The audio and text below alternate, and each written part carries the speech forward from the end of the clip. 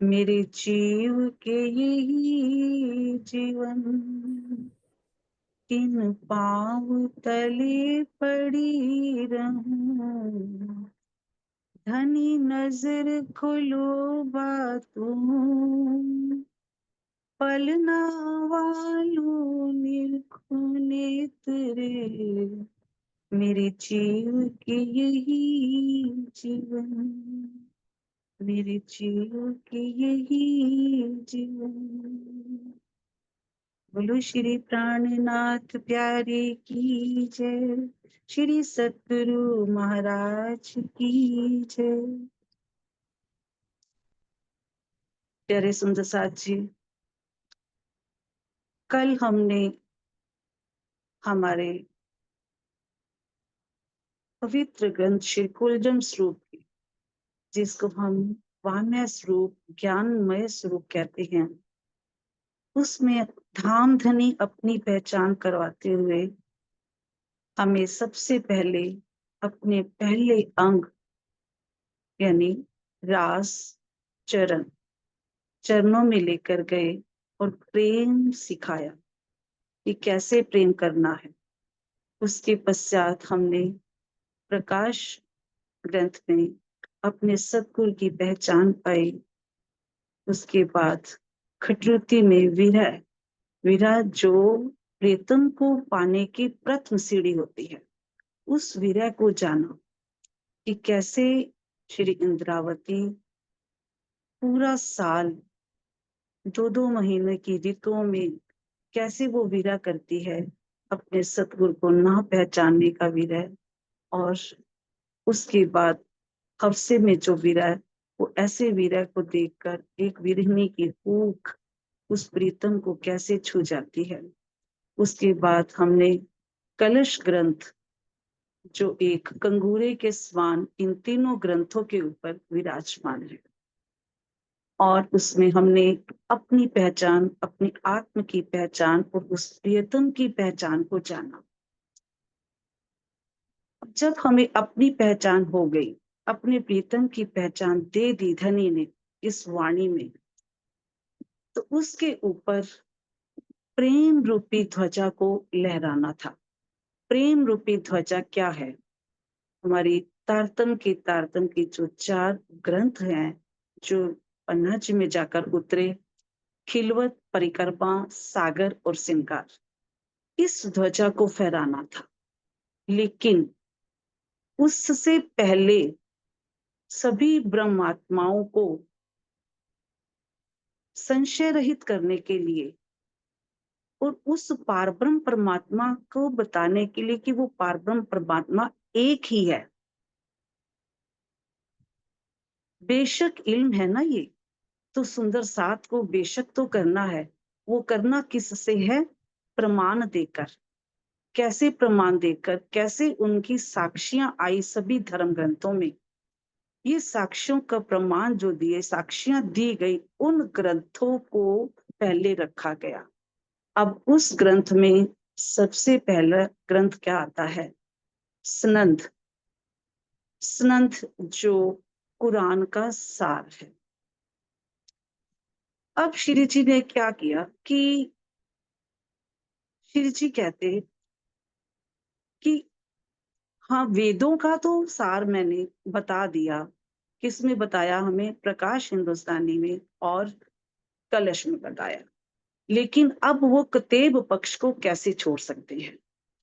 कतेब पक्ष में उन्होंने कुरान को लेकर कैसे कैसे साक्षियां आई, उन सारी साक्ष्यों का जो प्रमाण है, वो सारी वास्तविकता है, वो इस सनंद ग्रंथ में दी गई है।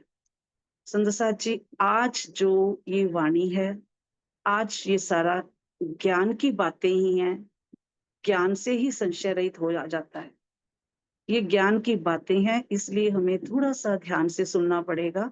हमारा ध्यान कहीं इधर उधर नहीं होना चाहिए कि हम अगर जागृति के, जागने के पथ पर चलना है, तो हमें खुद पहले संशय रहित होना है। हमें खुद प्रमाण पता होना चाहिए कि कौन कौन से प्रमाण कैसे कुरान में आए। तो इसलिए श्री जी ने सबसे पहले स्नंद ग्रंथ में कुरान का सनंद का अर्थ ही क्या है? वास्तविकता, रियलिटी, कि वास्तविकता है क्या, वास्तव में वो है क्या। तो सनंद ग्रंथ कुरान का सार है, उसमें सारी कुरान की ही बातें आई हैं। श्री जी ने कहा, ना कुरान ना पुराण के दो कागज है प्रमाण। या कुरान या पुराण के दो कागज है प्रमाण। तो इन दोनों को ही ऊपर रखा गया। कौन से दो ग्रंथ?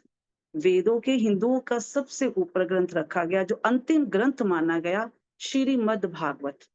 श्रीमद् भागवत हिंदुओं का अंतिम ग्रंथ माना गया। और कतेब पक्ष में कुरान को, चाहे वहां पर अंजील, तौरेत, जंबूर और कुरान, ये चारों ग्रंथों में कुरान को ही अंतिम ग्रंथ माना गया, क्योंकि उनका मानना है इन दोनों ग्रंथों में ही बाकी के सभी ग्रंथों का सार, इनमें सारी बातें स्पष्ट हो जाती है।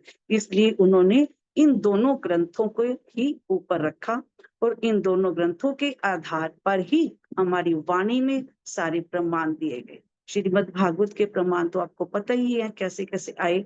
आज हम थोड़ा सा सुनेंगे कुरान पक्ष की बातों को। कुरान में ये बात कही गई है कि मोहम्मद साहब ने कहा था कि 1000 साल बाद खुदा स्वयं आएंगे, अल्लाह ताला स्वयं आएंगे।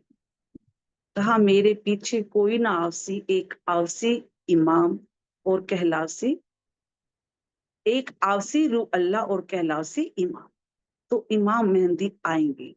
तो ये प्रमाण अब श्री जी ने वाणी में कहा कि अब इमाम मेहंदी आ चुके हैं। अब वो समय आ गया है कि इमाम मेहंदी आ गए हैं। जो कुरान में बात लिखी गई है उसको स्पष्ट करते हुए जो समय निर्धारित किया गया था, उस समय के आधार पर ही ये बात लिखी गई है कि अब इमाम मेहंदी आ गए। जब मोहम्मद साहब को 40 वर्षों के बाद अरब में बैठे खुदा ताला से मिलने का शबे मेरात्री की रात आई, तो शब्बे मेराज की रात्रि आई, तो खुदा ताला को मिलने का जब उनको मौका मिला तो उन्होंने बताया कि मैं खुदा से मिलकर आया हूँ और मुझे 90,000 हर्फ से मैंने उनके साथ बात की है। 30,000 उन्होंने जाहिर कर दिए, 30,000 उन्होंने सांकेतिक में रखे और 30,000 कहा कि खुदा स्वयं आएंगे।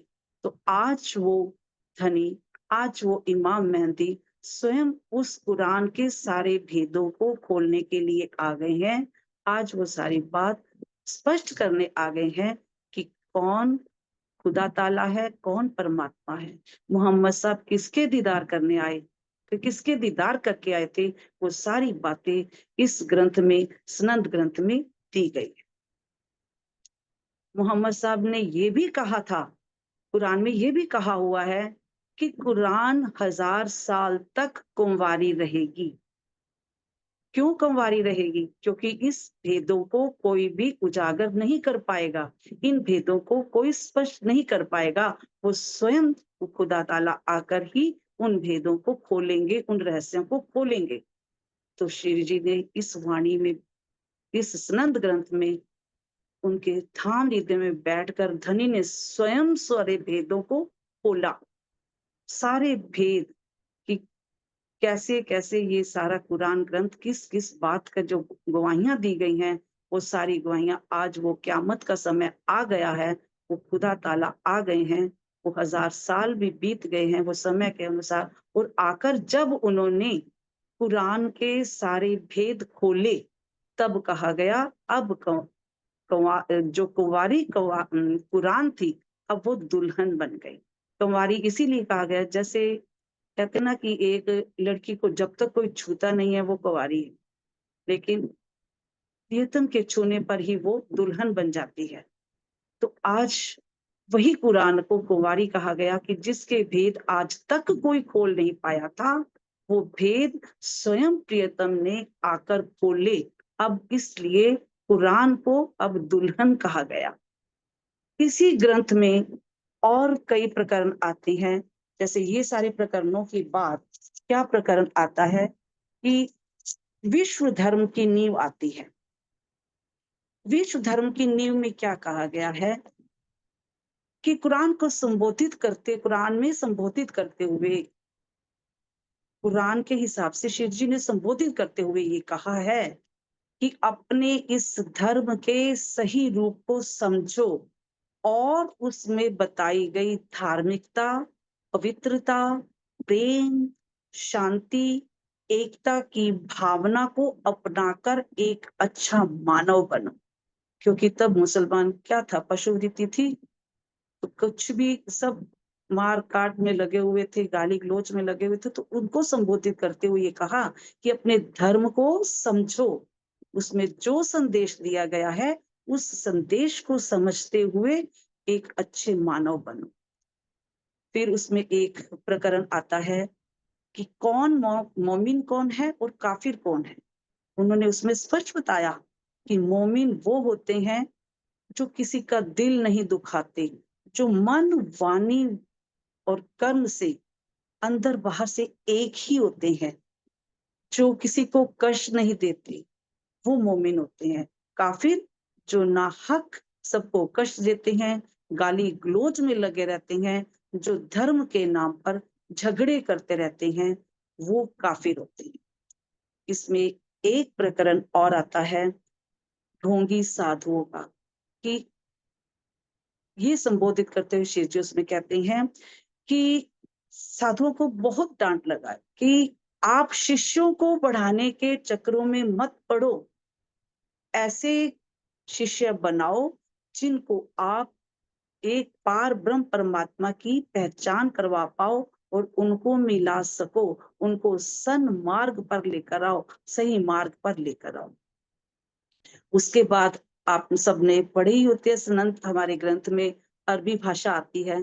अरबी भाषा में भी क्यों अरबी भाषा में ये वाणी के अंदर चुपाइयां लिखी गई हैं, क्योंकि मोहम्मद साहब अरब में रहते थे और उन्होंने अरबी भाषा में ही कुरान को लिखा था। अब अरब के लोगों को ये समझाने के लिए ही श्री जी ने अरबी भाषा में इस कुरान की कई बातों को लिखा और उसमें कहा कि जो मोहम्मद साहब ने कहा था कि 1000 साल बाद खुदा ताला आएंगे, अब वो आ चुके हैं। ये अरबी भाषा में जो जो प्रकरण अरबी भाषा का आता है उसमें ये बात लिखी कि खुदा ताला आ चुके हैं, क्यामत का समय आ गया है, अपनी आत्मा को जागृत कर लो। और खुदा ताला आए हैं तो उन्होंने सारे जो भेद खोल दिए हैं और ये भी लिखा कि वो हिंद देश में पधारे हैं, कि अब वो हिंद देश में पधारे हैं और जहां खुदा का नूर बरस रहा है। और एक बात सबसे बड़ी जो ये लिखी कि यहाँ से अब सारी शफकत बरकत उठकर हिंद देश में चली गई है, इमाम मेहंदी की वाणी में आ गई है। ये सारी बातें श्री जी ने, सारी चुपाइयां श्री जी ने अरबी भाषा में इसीलिए लिखी ताकि वो अरब के लोगों को भी उनकी भाषा में समझा सके। उसके बाद 5 फरिश्तों की बात भी ये सनंद में की गई है। 5 फरिश्ते कौन से? जबराइल, असराफिल जिसको हम आम सुनते रहते हैं, उसके बाद है अजराइल, अजाजिल और मिकाइल जिसको हम हिंदी में ब्रह्मा, विष्णु और महेश कहते हैं। ये 5 फरिश्तों की जो बात आई है कुरान में, ये भी स्पष्ट किया गया वो 5 फरिश्ते कौन है। तो धनी ने सारे भेद कुरान के ऐसे खोले। फिर उसमें आती है लास्ट में बड़ी पत्री और छोटी पत्री। ये हम आजकल जो बीतक पर्व हमारा चल रहा है उस पर्व में हम सुनेंगे कि कैसे श्री जी जब जागने के लिए निकले हुए थे तो पन्ना जी में पहुंचने के बाद तो प्रचार प्रसार के लिए वो अकेले तो जा नहीं सकते थे, तो इसके लिए उन्होंने सभी सुंदर साथ को अलग अलग जगहों पर भेजकर इस जागने का कार्य शुरू किया, प्रचार प्रसार के लिए भेजा, वाणी को वाणी के प्रचार प्रसार के लिए भेजा।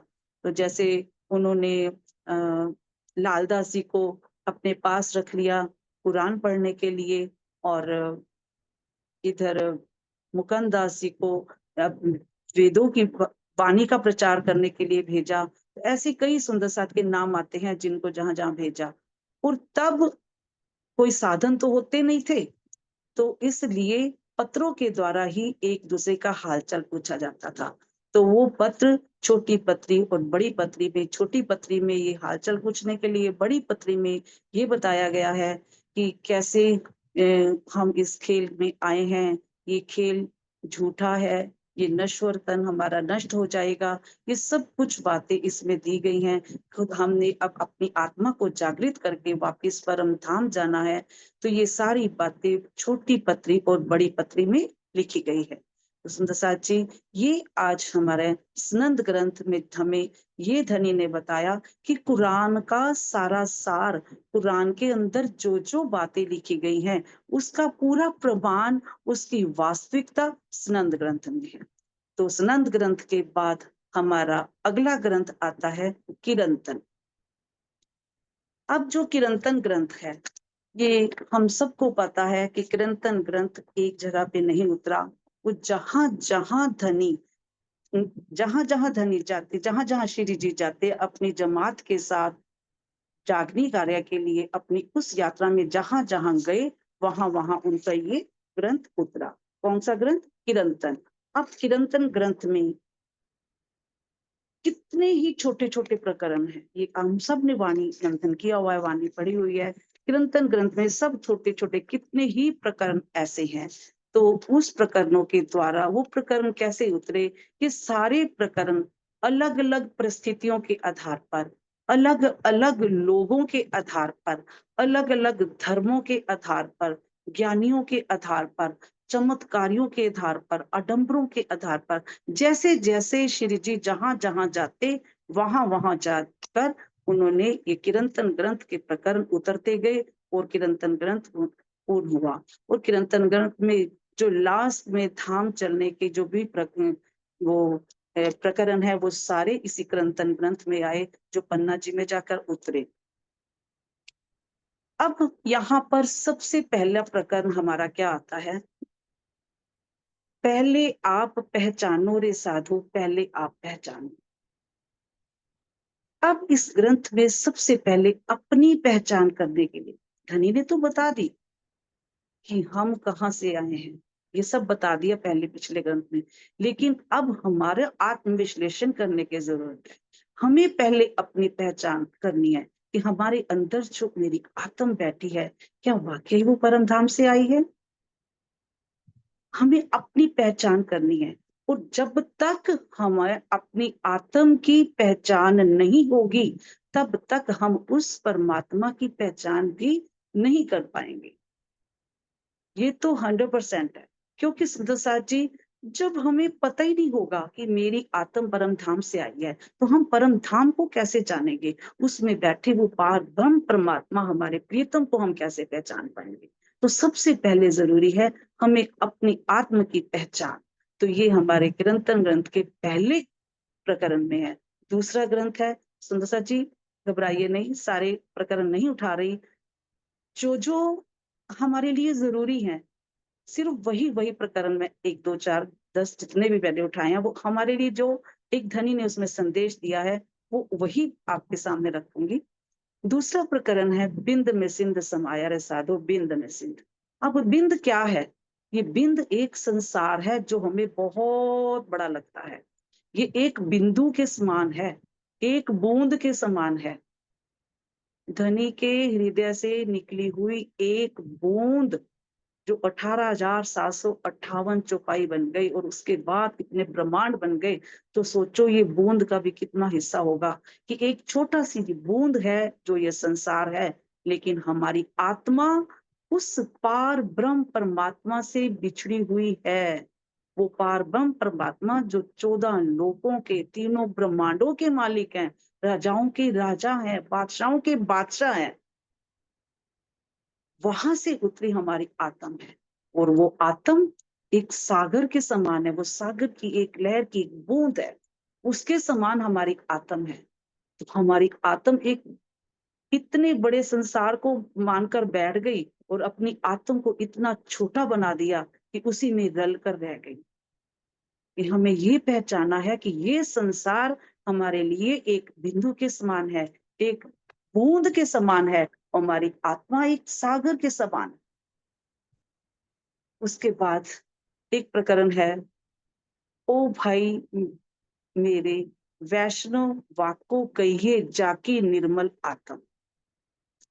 इसमें धनी ने स्पष्ट कहा है कि वैष्णव वो है जो अपने मन, वाणी, कर्म, वचन से पवित्र है, जो किसी का दिल नहीं दुखाता, जो किसी को कष्ट नहीं देता, जो सब पर दयालु है, जो सब पर सबसे प्रेम करता है। उसके लिए कोई छोटा बड़ा नहीं है, उसके लिए सब एक समान है। तो जो सबके लिए, जो सबको प्रेम करता है, दया रखता है, सारी सारी अच्छाइयां, इस धर्म के 10 लक्षण जो उसके अंदर हैं, वो है वैष्णव। और वो नहीं जो सुबह तो पूजा पाठ कर लेता है और जाकर फिर गरीबों का गला घोंटता है। ऐसे ऐसे प्रकरण इसके अंदर दिए गए हैं सुंदर साथ जी, कि धनी का हर एक संदेश हमारे लिए आत्मविश्लेषण करने वाली बात है कि हम कहाँ पे ठहरते हैं। हमें धनी अपनी वाणी में बहुत कुछ बताकर जा रहे हैं। धनी बस वो तो बताने के लिए, समझाने के लिए बैठे हैं, समझना हम सब सुंदर साथ में हैं। इसके बाद चिंतामणि का वो प्रसंग देते हैं कि कैसे कहते हैं, छोड़ो न मान गुमान ज्ञान को, छोड़ो ये मान गुमान ज्ञान को, एक खाड़ पड़ी है भारी भाई, एक डारी तो दूजी भी डारो, जलाओ देव चतुराई। ये अपनी चतुराइयों को जला दे। हम जो प्रतिष्ठा लेने के लिए बैठे हैं, हम जो मान सम्मान के लिए दुखी हो जाते हैं, अपमान हो जाता है तो दुखी हो जाते हैं, हम जो दुख सुख को लगाकर बैठे हैं, शिष्यों को बढ़ाने के लिए बैठे हैं, प्रतिष्ठा के लिए बैठे हैं, इन सब को छोड़ना पड़ेगा। यही हमारी ब्रह्म आत्माओं के लक्षण हैं। अगर हम इसी प्रतिष्ठा को लेकर बैठेंगे तो हम कभी भी उस पार ब्रह्म परमात्मा को नहीं पा सकेंगे। उसके बाद धनी क्या कहते हैं कि क्या होना चाहिए ये लक्षण। कारी कामरी रे मोको प्यारी लागे तुम। ये कारी कामरी क्या है? कारी कामरी है वैराग्य। उस परमात्मा को पाने के लिए हमारे अंदर विरह वैराग्य जब तक नहीं आएगा, तब तक हम उसको नहीं पा सकेंगे। हमें वैराग्य, विरह प्यारा लगना चाहिए। लागी वाली कछ और ना देखे, वाको पिंड ब्रह्मांड ना। उसके लिए पिंड ब्रह्मांड कुछ नहीं होना चाहिए, उसके लिए सिर्फ विरह। समझा जी, सोचने की बात है, क्या हम उस विरह में आ पा रहे हैं? विरह के प्रकरण भी आगे आते हैं, ऐसे ऐसे प्रकरण जब इंद्रावती सखी का विरह चरम सीमा पर पहुंच जाता है, तो कैसे वो विरह की अग्नि में उसके अंदर प्रस्फुटित होती है, कैसे वो विरह करते करते अपने धनी को आप रिझाना ही कह सकते हैं, क्योंकि धनी को रिझाना भी तो विरह से ही। प्रेम तो है ही, लेकिन विरह भी धनी को बहुत प्यारा है। कहती है कि हे धनी, कब मेरी सुध लोगे, कब इस आत्म की सुध लोगे, कब तक मुझे इस संसार में डारे रहोगे, मुझे कब यहाँ से छुटकारा दोगे। मैं अब आपके बिना नहीं रह सकती, मुझे इस संसार से ले चलो। सुंदर साथ जी, हमें भी यही सोचना है कि हम कब इस विरह में आएंगे, क्योंकि इंद्रावती सखी के धाम हृदय में तो स्वयं धनी बैठी। उनके लिए क्या विरह? उनको पता है कि मेरे अंदर मेरे धनी की बैठक है। ये हम सुंदर साथ के लिए संबोधन है सुंदर साथ जी, कि हम इस विरह में कब आएंगे। कब धनी से हम भी यही अर्जी करेंगे कि हे धनी, मेरी आत्म की सुध कब लोगे, कब मेरी आत्म को जागृत करोगे और मुझे परम धाम की ओर लेकर चलो। विरह के बाद बस यही कहती है कि आत्म रोग बुरो लग्यो, मेरी आत्मा को तो ये रोग लग गया है, और इस रोग की दवा तो किसी यहाँ के वैद्य डॉक्टरों के पास भी नहीं है। हे मेरे प्रियतम, इस आत्म के रोग की दवा तो तेरे हाथ में है, तू ही इस रोग को दूर कर सकता है। ऐसे ऐसे विरह के प्रकरण के बाद धनी हमें ये संदेश देते हैं कि आपको ये मानव तन मिला है, चार पदार्थ मिले हैं। ये उत्तम चार पदार्थ कौन कौन से, जो कल भी हमारी बात आई थी, मानव तन, भरत खंड, कलयुग और अक्षरातीत का ज्ञान। धनी हम अभी तभी यही संदेश दे रहे हैं कि आपको ये अगर मानव तन मिल गया है तो सुंदर साथ जी, इस भव सागर की विकराल लहरों से अगर छुटकारा पाना है तो इसी तन के रहते रहते ही पा लीजिए। ये तन हमें सोचो कि आखिरी है, इसके बाद अगर अभी भी हम अपना फेरा सफल नहीं करते तो सुंदर साची हमें फिर वापस इसी योनियों में, इसी आवागमन के चक्रों में घूमना पड़ेगा। तो हमें सुंदर साथ जी किरंतन के बहुत सारे प्रकरण ऐसे हैं जो हम सुंदर साथ को एक सिखापन देकर जाते हैं। आज उन्हीं प्रकरणों को राजी ने जैसे दिल में आया, जो उन्होंने दिया, वो मैंने आपके सामने रखे। अब सुंदर साथ जी अगला ग्रंथ हमारा आता है खुलासा।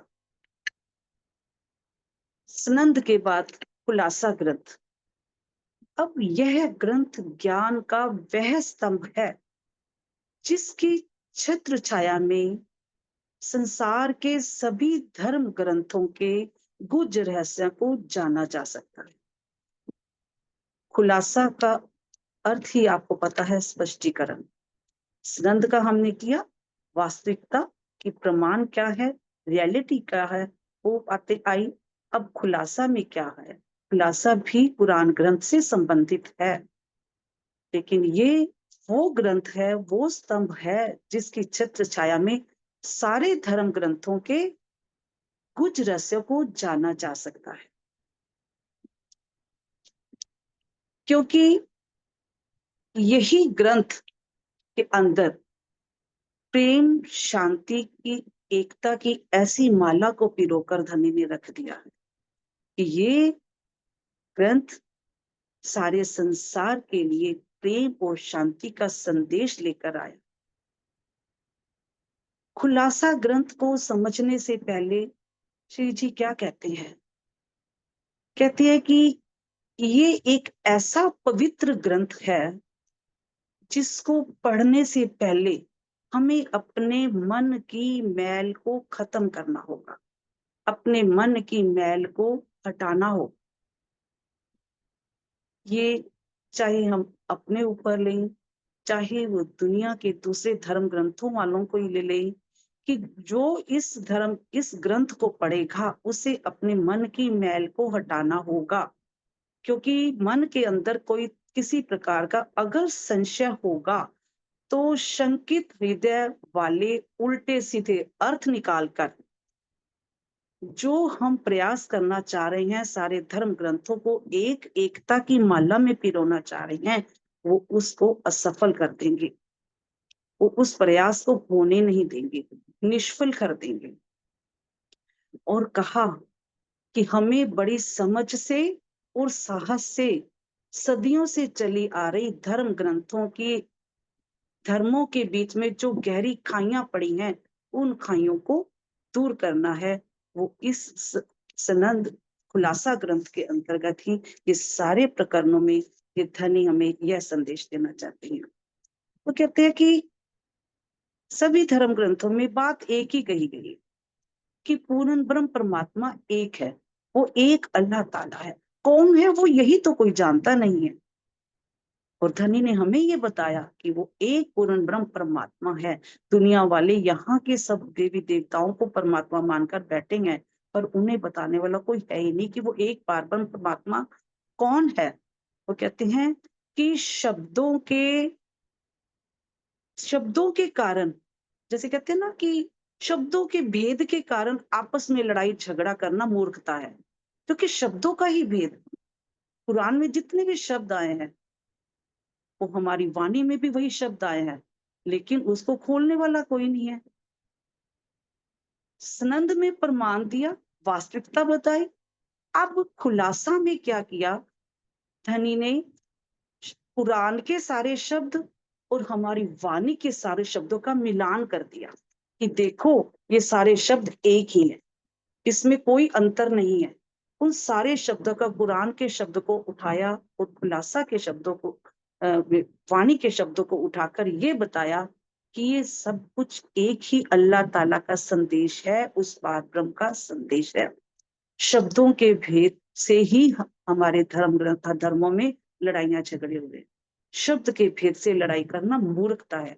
तब धनी ने शब्दों का मिलान करते हुए ये बताया कि वेदों में कहा गया है स्वर्ग, बैकुंठ, अक्षरधाम और परम धाम, और जबकि कुरान में उसी को ही कहा गया है नसूत, मलकूत, जबरूत, लाहूत। बातें सेम है। फिर उसमें वेद में कहा गया है ज्ञान, कर्म, उपासना, ज्ञान और विज्ञान। कर्म, उपासना, ज्ञान और विज्ञान। और इधर कहा गया है कुरान में शरीयत, तरीकत, हकीकत और मार्फत। वेदों में जैसे आत्मा कहा गया, यहाँ रूह कहा गया, वासना कहा गया। उस पार ब्रह्म परमात्मा को जैसे नूर जमाल कहा गया कुरान में, और यहाँ पर वेदों में अक्षर अक्षरातीत कह दिया। उधर नूर जलाल कहा गया, इधर वेदों में अक्षर ब्रह्म कहा गया। ऐसे बहुत सारे शब्द हैं जो शब्दों का मिलान करके धनी ने इस ग्रंथ में रखा है कि शब्दों का भेद ही हमें खराब कर रहा है। ये सारे शब्द वहीं से ही आए हैं, वो उस पार ब्रह्म परमात्मा के ही हृदय से निकली हुई बातें हैं, वही बातें हैं। जैसे कुरान में बताया गया कि श्रीमद् भागवत में आता है ना कि इंद्र के प्रकोप से श्री कृष्ण ने अपने ब्रिजवासियों को कैसे बचाया। वो सारा प्रकरण आता है कि कृष्ण ने ब्रजवासियों को बचाया। और कुरान में आता है कि हूद के तूफान से अपनी गिरोह को बचाया।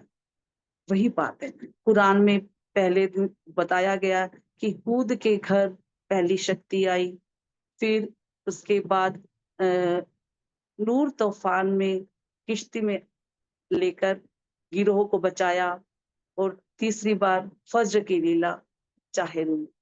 तो यही सारी श्री जी ने इसमें बताया कि ब्रिज, रास और जागनी, ये तीनों ब्रह्मांडों की लीला ही उसमें कुरान में भी बताई गई है। ऐसे ही फिर उसमें ये बताया गया है कि खुद क्यामत के समय खुदा ताला आएंगे और बहिश्तों के सारे द्वार खोलेंगे। तो ये बात कुरान में कही गई।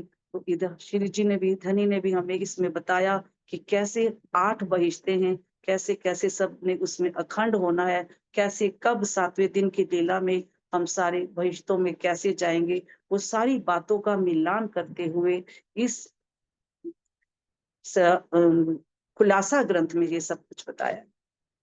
तो सुंदर साथ जी, आज हमने 3 किताबों के बारे में जाना, 3 ग्रंथों के हमने बारे में सुना, स्नंद, किरंतन और खुलासा।